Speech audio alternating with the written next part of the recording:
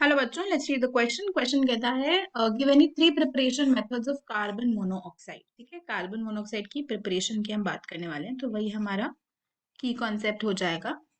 We will be discussing about the preparation of carbon monoxide. तो पहली preparation जो हम डिस्कस करने वाले हैं, that is the incomplete combustion of carbon and carbon containing fuels.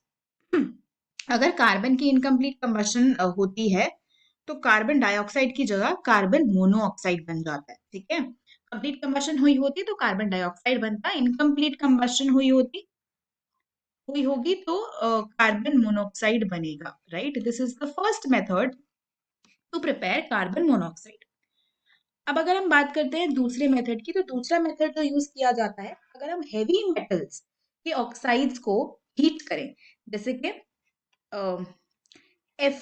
Fe2O3 को कार्बन के साथ पहले हम रिड्यूस करते हैं तो हमें Fe और कार्बन मोनोऑक्साइड मिलता है। ठीक है, यहाँ पे 3, ये 3 हो जाएगा। या फिर ZnO, उसको भी कार्बन से रिड्यूस करते हैं तो Zn और CO जो है हमको मिल जाता है। तो इस तरीके से भी इसको प्रिपेयर कर सकते हैं। और तीसरा मेथड जिसका प्रिपेयर है, लेबोरेटरी में प्रिपरेशन का मेथड है। प्योर CO इसमें प्रोड्यूस हो जाता है by the dehydration of formic acid with concentrated H2SO4। तो फॉर्मिक एसिड हम लेते हैं और इसको कॉन्सेंट्रेटेड H2SO4 से हम ट्रीट करते हैं। लेबोरेटरी में ये रिएक्शन होती है और आपको मिल जाता है CO एंड H2O। H2SO4 यहाँ पे डिहाइड्रेटिंग एजेंट की तरह काम करता है, वाटर निकाल देता है फॉर्मिक एसिड में से और कार्बन मोनोऑक्साइड मिल जाता है।